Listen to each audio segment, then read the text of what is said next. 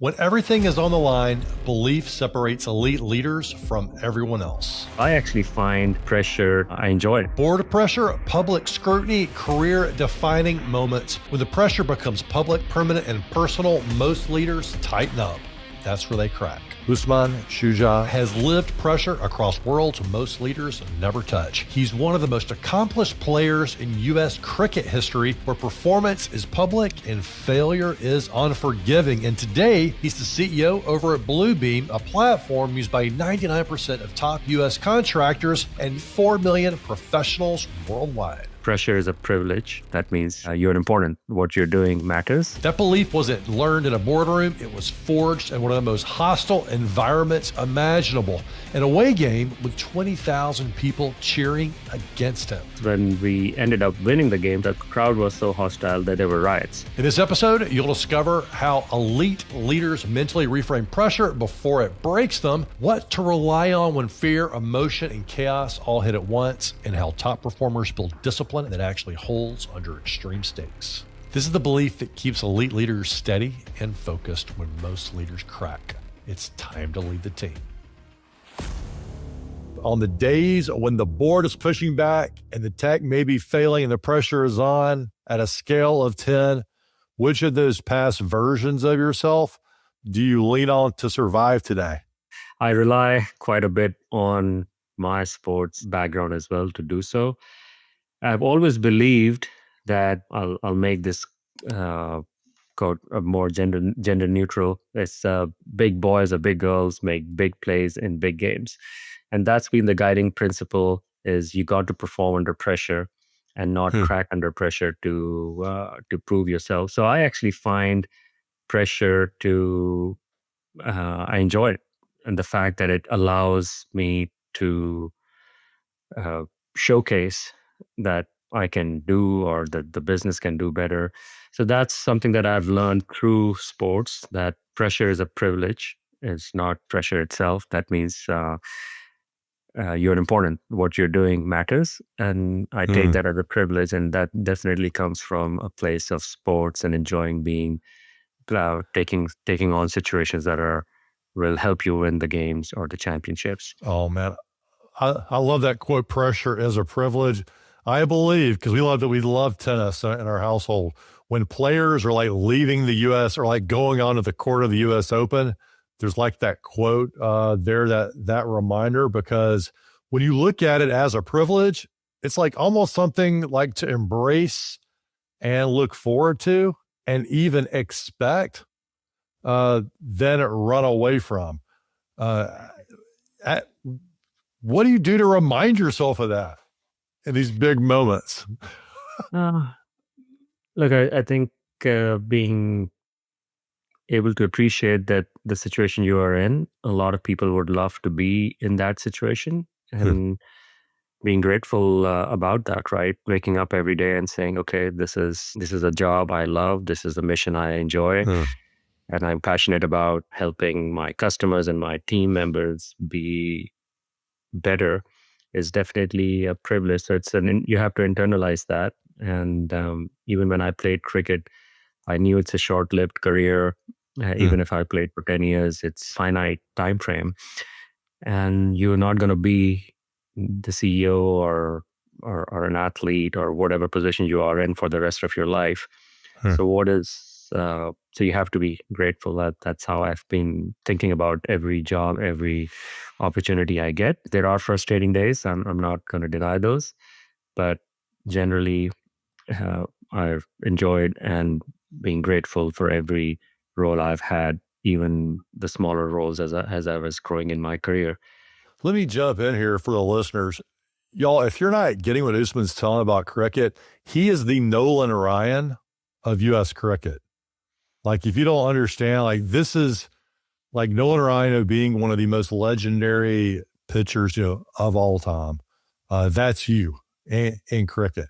And I'm wondering if you'd be willing to take us into like the biggest game of your career, the moment where everything, was at stake and you had to dig deep, and then maybe how that moment might translate and what you learn from that, into the C-suite.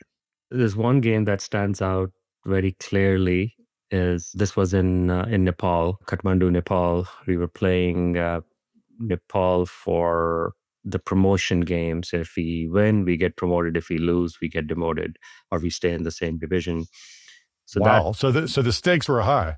stakes were very high. This is And like the Ted Lasso moment where like you're going to get relegated, like the game, you're going to get relegated into the lower league if you can't deliver. exactly, I thought I was at the peak of my career, but I had a poor warm-up game in Nepal and I was dropped for the whole tour. So I did not play a single game Wow. whole tour. And this now the crunch game comes in, get an opportunity to play.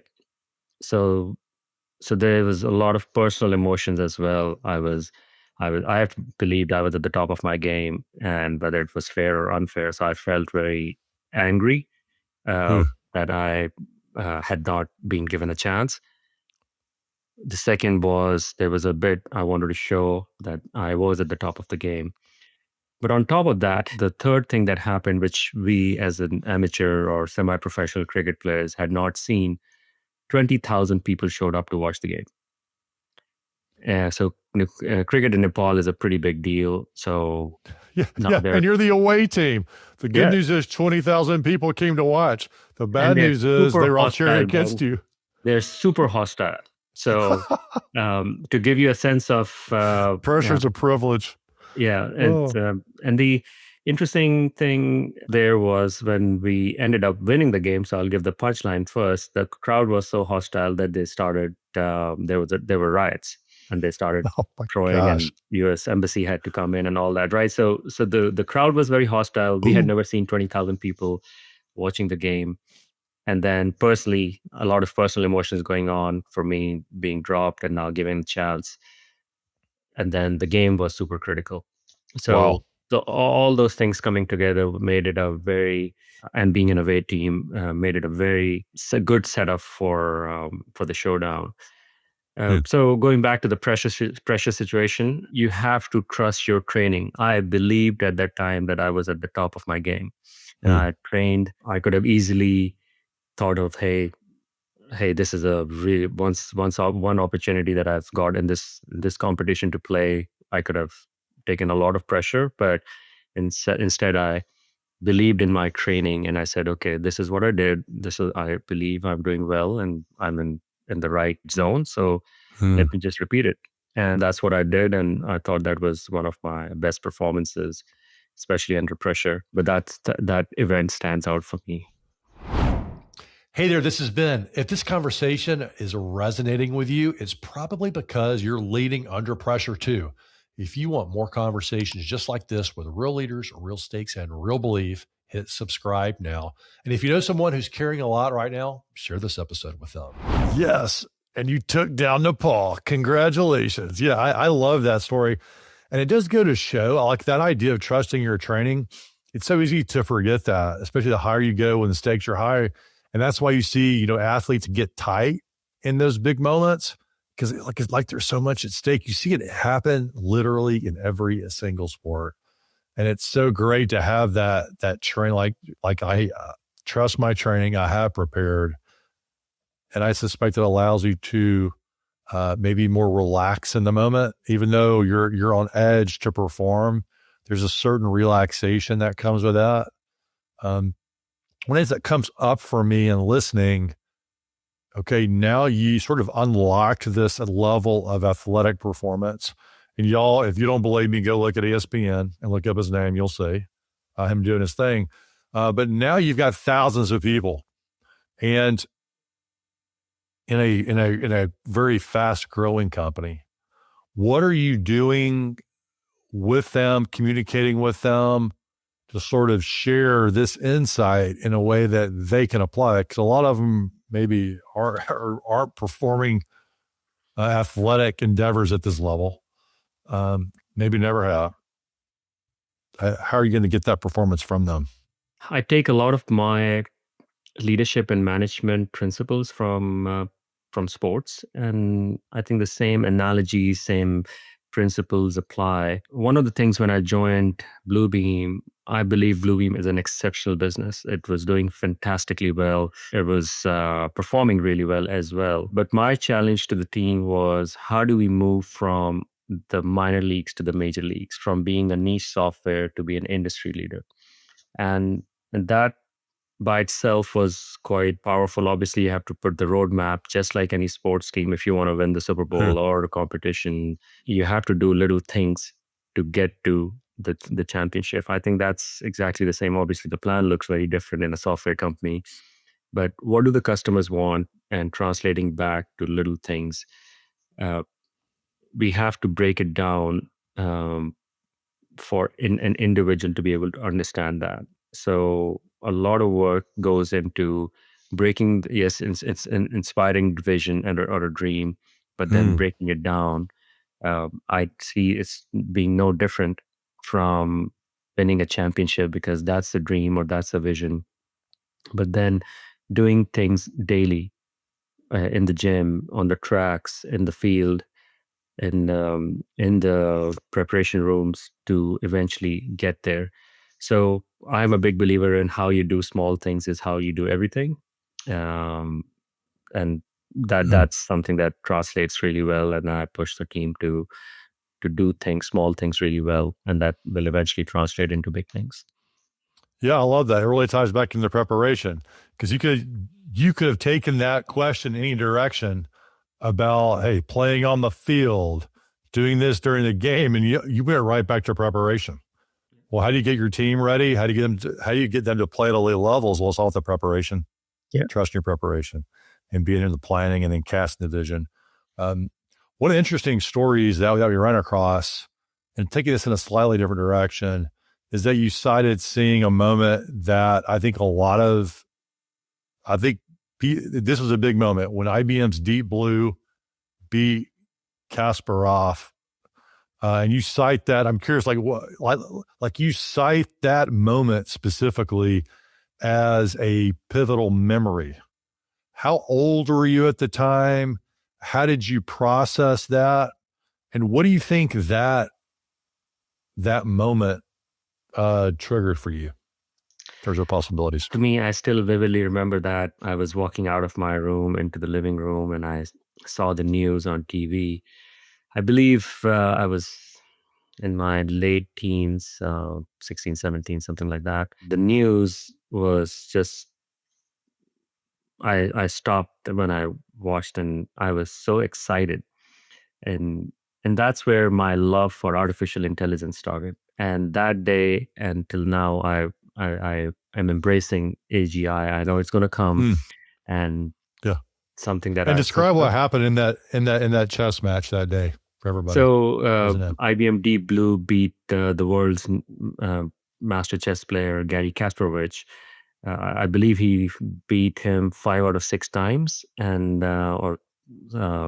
clearly he lost, and he was by far the number 1 player at that time.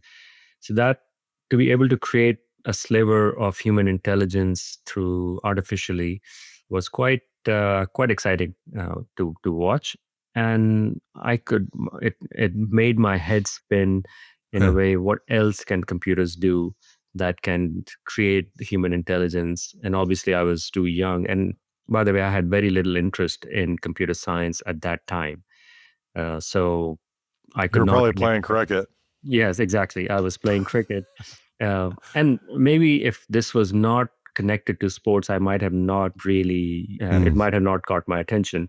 But given it was connected to sports, but that's where chess is a sport, everybody. Exactly. So, but that moment means a lot to me, and that's the time where I also fell in love with IBM, and I made a decision I want to work for IBM when I grow up, and that's what I did. So that exact moment had a big impact on me. Yeah, you never know when those moments are going to come, but man, was that iconic. I'm assuming as a teenager, that purely excited you, like most teens. It didn't scare the absolute hell out of you, like it probably was the adults in the room. Probably, right? Uh, I don't know who else to talk to about it because my parents were not technologists. I, it was a big deal for me, and I don't think I spoke to anyone about it. It just internalized in a positive way, and was quite excited about it. So you went to some great schools between Harvard and Kellogg, a national sports career, and building an absolute unicorn and having success with it. Something usually breaks. What is the tax you've had to pay, the personal tax or professional tax, for achieving this level of success? And was there something that maybe you missed that, like man, I'll never be able to get that back? Always had that clarity on three things I wanted to do at one time, or my three priorities. Hmm. One was personal health, work, and relationships or family. Though those are the three at this point. When I was younger, it was cricket, work, and health, and I always tried to keep a balance and make trade-offs between them. I think what I could have done if I had even done more on work or more on cricket or more on something, I might have missed something. But I've lost a little bit across all three. Hmm. Always been within very conscious to, so okay, I spend a bit more time with my family? Probably yes, but I'm not spending less time or below the threshold that I have done. For fitness, can I do more? For my health, can I do more? Yes, but it's not below the threshold. So I've lost a little bit across those three. Hmm. Can I do more Hmm. in my career? I could work more or do bigger things. I can make more money, probably. So I've lost a little bit across three. But one thing that uh, I think I would have liked to do more is more service. I have a strong public service or Hmm. social impact born in me, and that um, has taken a back seat, which I want to get back to at some point, and I don't think I've done enough. So I've lost a little bit of the tax, you say, in across the three priorities I have a little bit, but it's a Well, very conscious trade-offs. what do you do to prioritize when all these things come together at once? Great question again. It's if it's a timing issue, it's let's say work peaks because of some M&A or some special project or some event, then you're consciously taking some trade-offs for the time being. But if it becomes sustained away from work, away from family, or can't work out, one of the barometers I have is if I go to the gym and I'm not able to work out well, that's an indication for me that I'm stressed or something. Hmm. And the other barometer is the kids or your family or your parents would tell you, "Oh, you haven't called us in 10 days." And then you realize, okay, there's something going on, right? So Okay. those Yeah. are good barometers for me to Okay. gauge those trade-offs. But if it's a timing issue, then you say, okay, for the next 2 months, I'm going to be busy with this M&A or this project or something. So I won't be able to work out as hard. But once I'm done, I'll get back to it. Or these are the events for my kids, family that I cannot miss. And then I have to attend those and clearly articulating that to your work colleagues. But it gets blurry, as you said, right? It's hard, but you have to make a conscious effort to do so.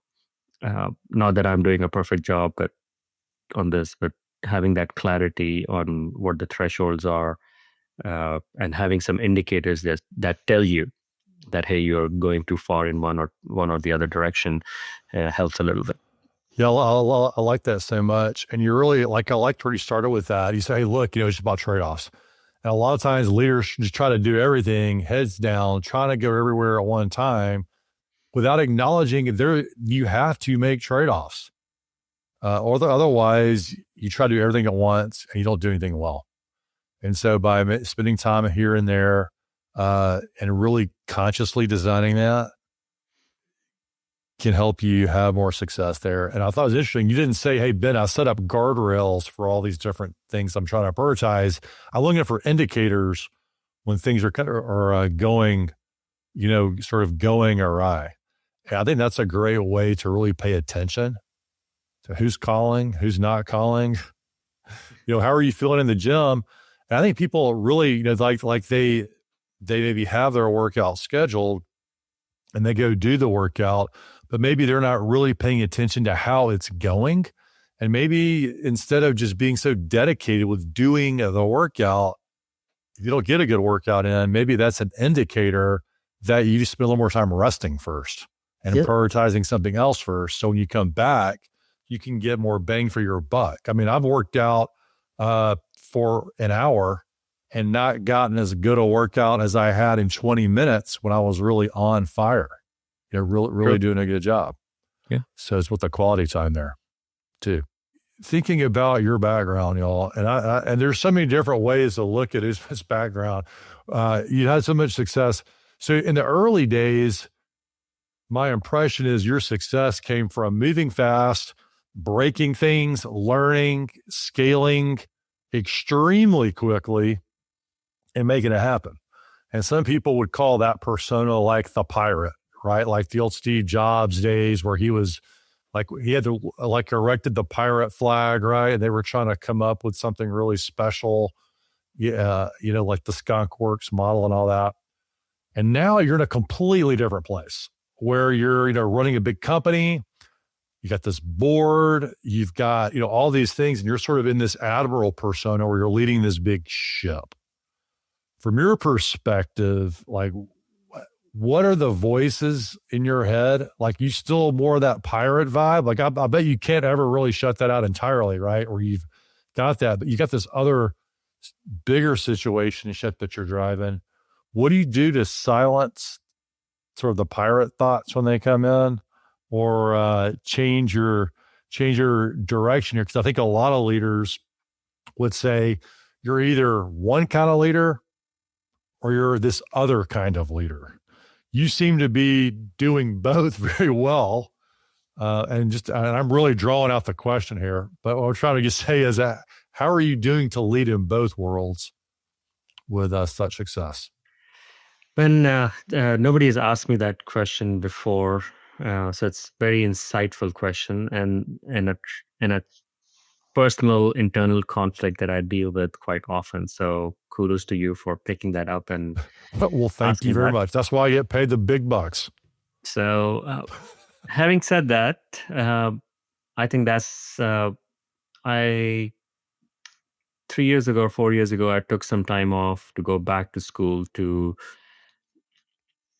really internalize and understand what do I want and what am I good at. And what I love that I walked out saying, I like to innovate and disrupt at scale. So that's I think it requires disruption and it requires scale. And I felt I was quietly uniquely positioned to do that. So what gets me excited and what's great about Bluebeam and Nemetschek is it gives me that platform to do so. So I started my career in a very strong Navy, which was IBM, and then BCG, which are very strong navies, big navies, as you were in your analogy. And then I became a pirate. Big Navy. Yeah. I mean, it doesn't get a lot bigger than IBM. Yeah, and back in the early 2000s, it was the Army, right? The Navy, right? And then BCG is very structured. And then I became an entrepreneur, and Spark Cognition is one, but I also did a couple other startups. But what I really enjoy is doing innovation at scale. And that means how do we disrupt at scale? We try to disrupt the industry. And one of these inspirations I've gotten is from this book called Dreams and Details, which is written by former SAP CEO, is about how do you transform the business from a position of strength. And that requires disrupting or taking a complete pivot from where you are to a new paradigm while you're doing really well. And that's who I've become. I want to transform businesses, disrupting large businesses while they're in a position of strength. And that's something that I really enjoy, which marries both the pirate-like uh, attitude with the admiral-like skills. Uh, and my effort is to build an ambidextrous organization, which 90% of the focus is on building the regular stuff, shipping, serving customers day to day, and then 10 to 20% of the organization bandwidth looking at how to disrupt. So using that pirate mindset for part Hmm. of the organization to find those opportunities. And you will see in 2026, Bluebeam will bring to market some of the disruptive ideas, especially in artificial intelligence. And that's been the focus um, of my tenure has been make sure we continue to deliver how we're delivering and what has made us successful, bring rigor, discipline, Navy-like discipline to them, but while using 10 to 20% of our bandwidth to continue to be a pirate and then bring all of it together. And that's something that I really enjoy and are able to marry both my pirate-like attitude Well, with admiral-like training. I love it. Well, thank you for rolling with this analogy so well with the admiral and pirate thing. Uh, so my question is, living on a pirate ship is a lot different than living on a fancy Navy galleon, right? So what's different for how you lead the 80% of the company, 90% of the company that's sort of driving Bluebeam's overall vision and everyone knows it. You've got strong market position versus how you're leading the pirate group. And I'm really thinking about Apple, when Steve Jobs took the group literally outside of the company, created their own, erected their pirate flag over on this other building to really come up with some of the greatest innovations in modern technology. Lockheed Martin set up their skunk works to really innovate because it's hard. Because when you're in a position of strength, it's hard to have a mindset of the disruptor. So how do you lead those groups differently? Yeah, look, I think it's very tough. But what I like about Bluebeam that people at Bluebeam are very innovative. The birth of Bluebeam was to disrupt the industry. So the DNA, it used to be a startup 20 years ago. And the founder of Nemetschek is also a disruptor. So the DNA of the company has that disruption in it. So when you give them a platform to think disruptively, uh, they have jumped on that opportunity. And And then my job as a leader is to find the blind spots where they can't see things and then bringing external help to help them see some of the blind spots. But in general, I found Bluebeam to be a great place where if you challenge them to a bigger vision or a disruptive vision, they have adopted and said, okay, we'll come up with it. And one thing that works in my favor is I might challenge the team in terms of the vision, but I'm not technically deep anymore, or I'm from the construction industry to come up with an exact thing. So I give the team enough autonomy by des- by default because I don't have the expertise. Um, Let them decide what that disruptive vision looks like. So they have that autonomy, just like the skunk works or being outside, but at the same time, not divorcing them completely from the existing organization where some of the learnings that happen outside of the organization can't come in and they're antibodies fighting each other. We are trying to build a little bit of the Skunk Works with the Bluebeam labs within Bluebeam, not Okay. outside, but it's somewhat protected, give them the autonomy to try new things. Also bringing a lot of startups from outside to widen our aperture, but still staying within the realm. So if there is a good idea, it can easily be incorporated into the mainstream business. All right, I love that. So let's keep riding in the innovation disruption direction. So for those of you, we haven't really talked about Bluebeam yet, but they dominate, right, the digital world for architecture, engineering, and construction industries. Right, this is big. Um, However, I have read, and you can fact check me on this, that only 11% of those companies consider themselves to be fully digital. In other words, these these people working in these industries love good old paper and physical signatures. So even if you're in there, right, they're not fully digitized, like a lot of industries are going in here. So it's kind of an old school industry.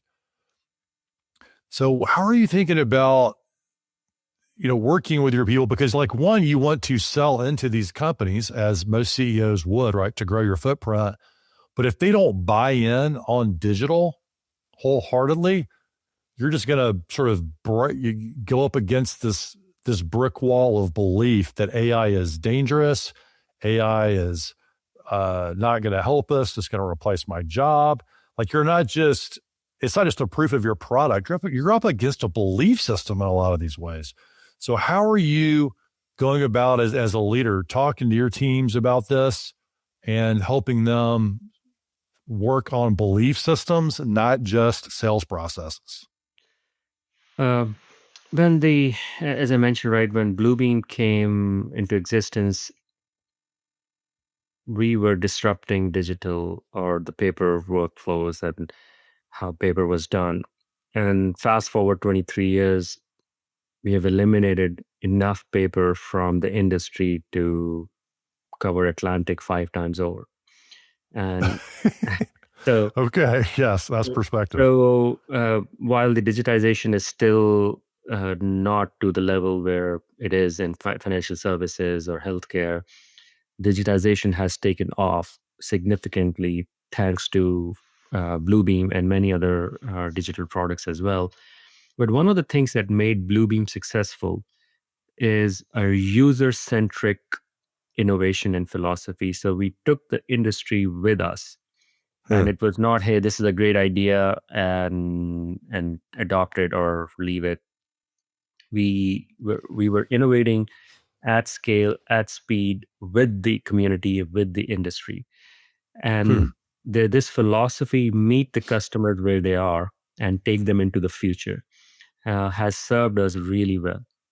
And we engage the community. What Bluebeam superpower was and is that taking a requirement from an industry and translating that into software that can be used by millions of users.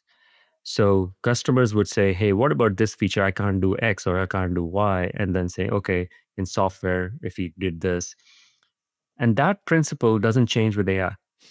That underlying DNA of working with the community and understanding what problems they're trying to solve and what would be the business impact, and then working very closely in a virtuous loop to come up with new features. And that's exactly what we're doing with AI.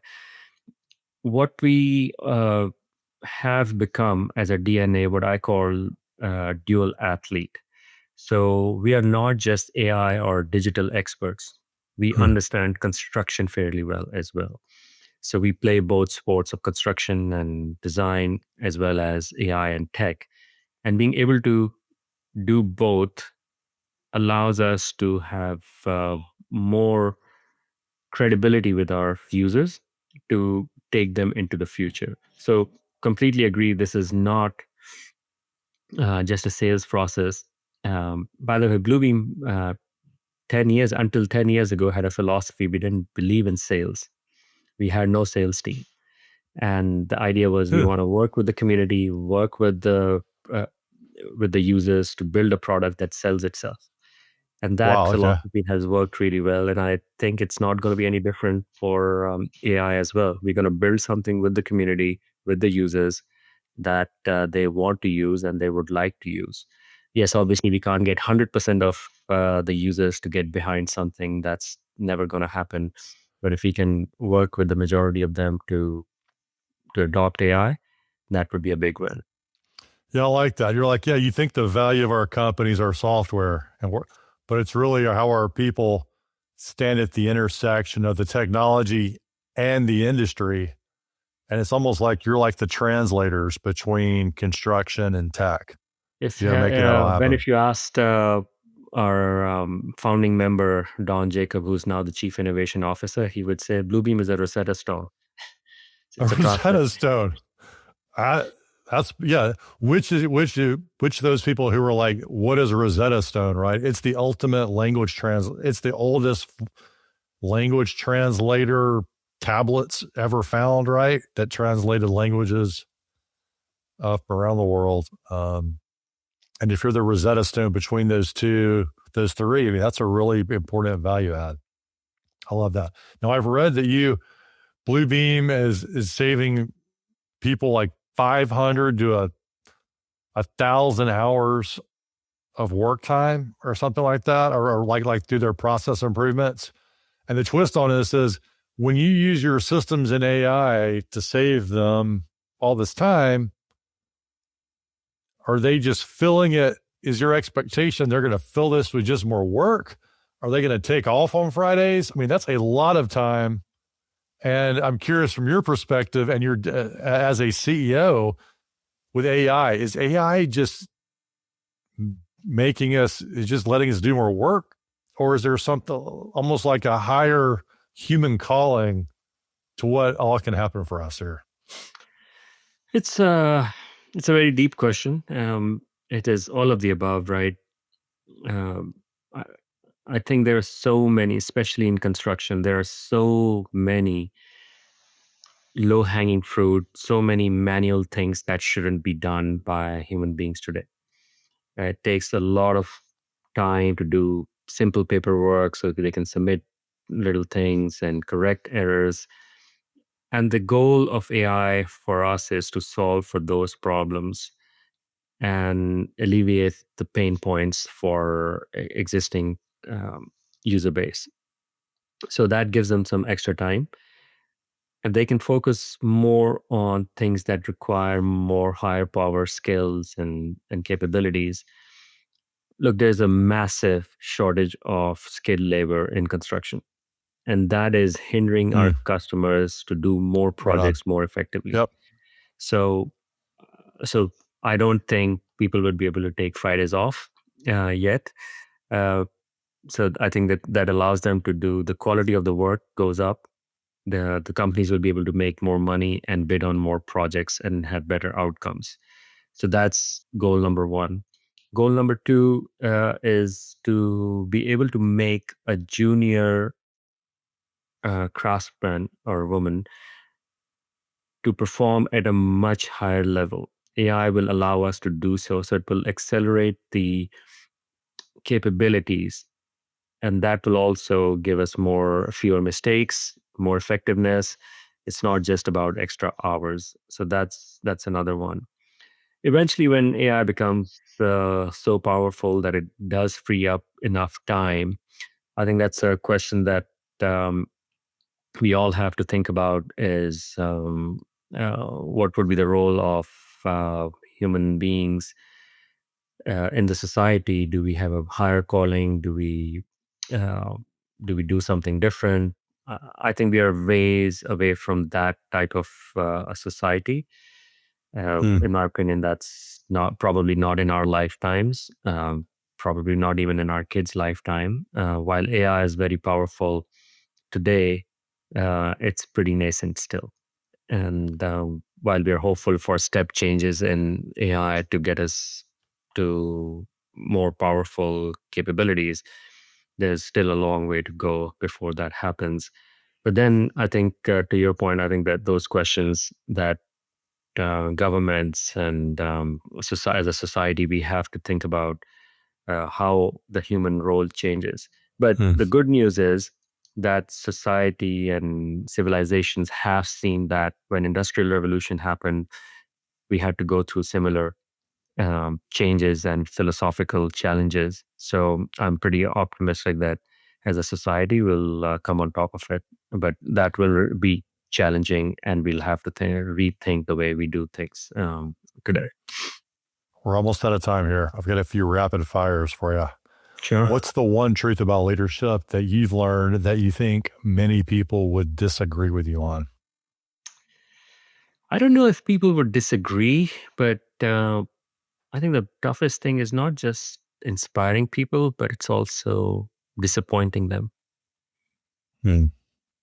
So um, I believe in empathetic leadership, but that's the ability to understand people and how they're doing their work, how they experience it.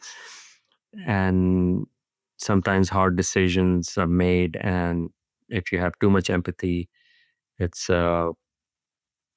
it hurts. So I think that's anytime you're pushing for a change, there will be some disappointment, and being clear and disappointing some people is a hard one.